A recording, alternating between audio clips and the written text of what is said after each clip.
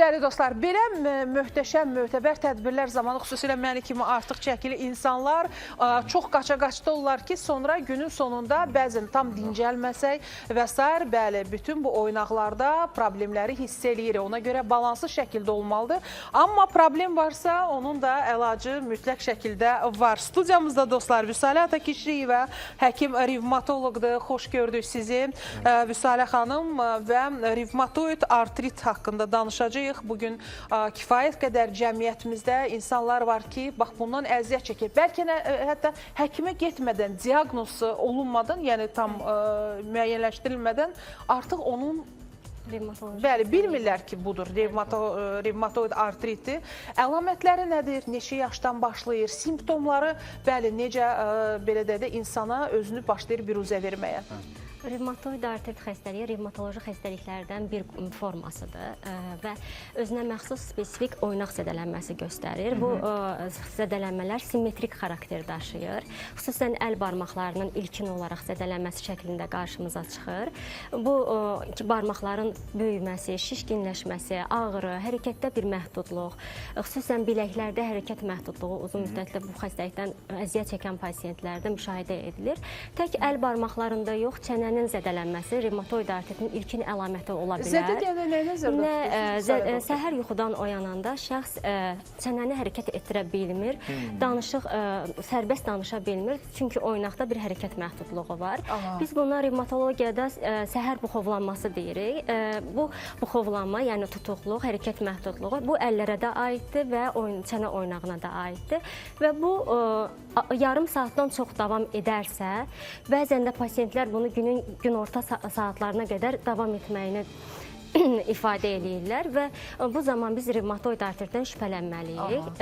Tək bu oynaqlar yox, bəzən böyük oynaqlar prosesə cəlb olunur. Bu diz oynağının böyüməsi, şişkinləşməsi, bəzən el arasında mayesə artıb deyə deyim formasında ifadə edirlər və yanaşı olaraq hərəkətdə məhdudluq, həmin xəstənin axsaması kimi, bəzən dirsək oynağının şişkinliyi, qızarıqlığı, hərəkətdə bir məhdudluq müşahidə edilir. Bu da revmatoid artritdən xəbər verə bilər bizə. Lakin hər oynaq ağrısı revmatoid artrit demək deyil. Çünki dövrü və zamanı var. Əgər 3 aydan çox bu sadaladığım əlamətlər müşahidə edilirsə və sadə ağrı kəsicilərlə bu xəstəlik sağalmırsa, burada artıq revmatoid artrit haqqında düşünmək lazımdır. Tək revmatoid artrit oynaqları yox, daxili orqanların uzun müddətli müalicəsiz qalarında zədələnməsi ilə nəticələnir. Dərini zədələyir və yanaşı olaraq gözü uveit dediyimiz göz xəstəliyi formalaşdıra bilir. Dəri quruluğu və dəri altında düyünlər formalaşır və bu düyünlər noxud böyüklüyündən fındıq böyüklüyünə qədər ola bilər və oynaqların xüsusən açıcı səthlərində müşahidə edilir dəri altında. Bəzən öz-özünə qalxır, böyüyür, bəzən də itir. Pasient onu çox vaxt qeyd edir. Oynaq kəskinləşən vaxtda, ağrı, şişkinlik müşahidə olunan vaxtda düyün də formalaşıb görünə bilir.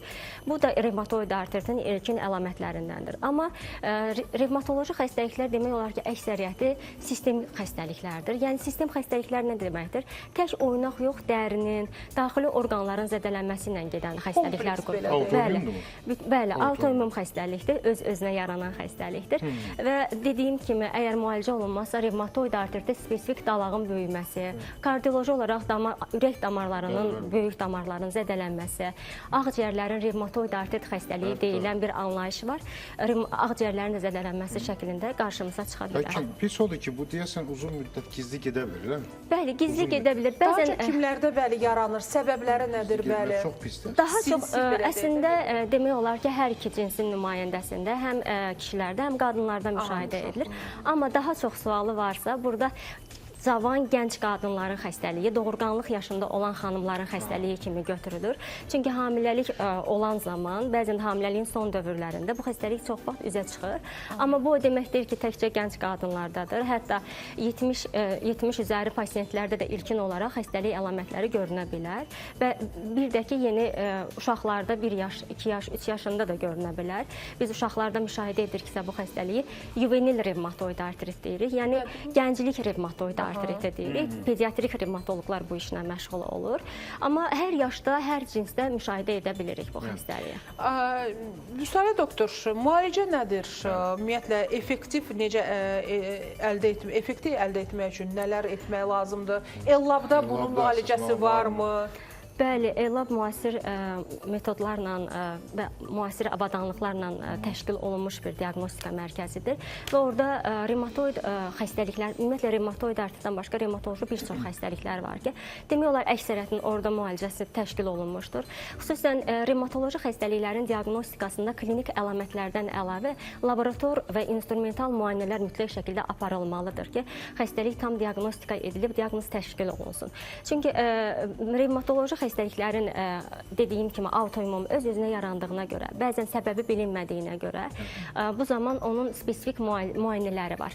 Bu müayinələr ki, biz autoimmun markerlar deyirik bu analizlərə. Bu analizlərdə ELLAB diaqnostikada müasir səviyyədə, müasir standartlara uyğun laboratoriya şəraitində təyin olunub, müayinə olunur. Hansı analizlər? Bu, məsələn, revmatoid artritdən söhbət gedirsə, anti-CCP, revmafaktor, CRP, qan ümmanazı, siz gəlin bütün bunları xahiş edirəm, bütün bu terminləri bizim başa düşəcəyimiz, yəni sadə tamaşaçıların başa düşəcəyi dildə deyəsiniz.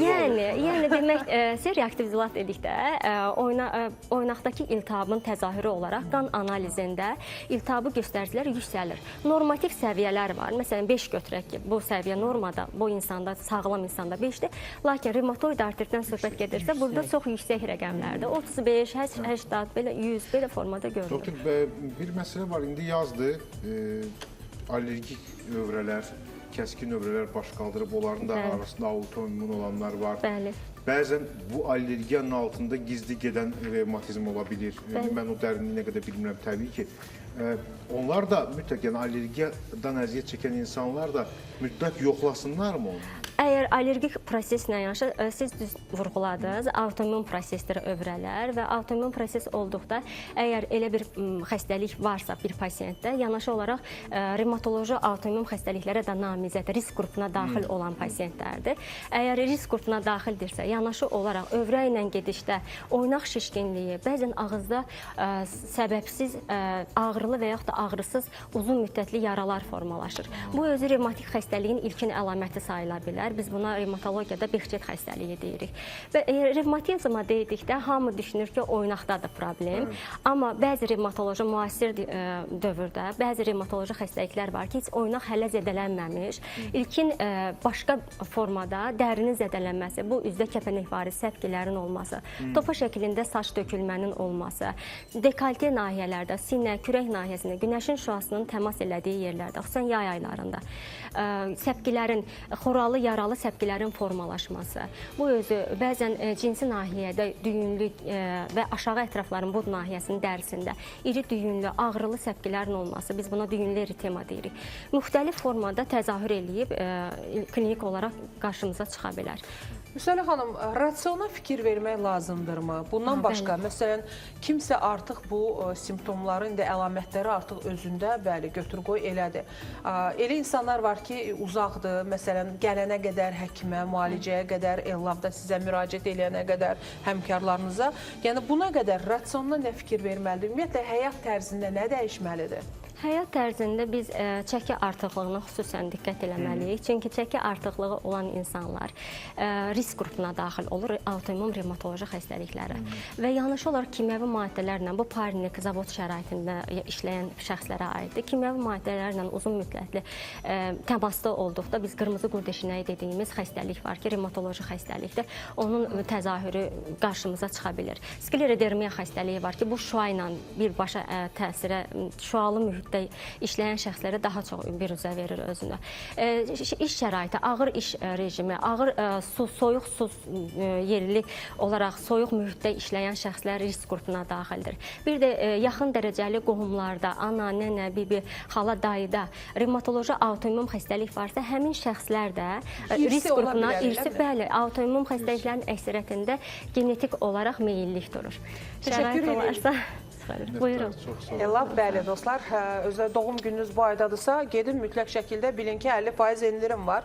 Belə bir fürsəti qaçırmayın. Təşəkkür edirik Elaba. Xəbər ertəsinin adını mütləq şəkildə verin, əziz izləyicilər. Vüsalə Atakişiyeva həkim revmatoloq studiyamızda qonaq idi. Bizdən bugünlük bu qədər. Uşaqları qoruyun, valideynləri unutmayın. Ən əsası sağlam olaq.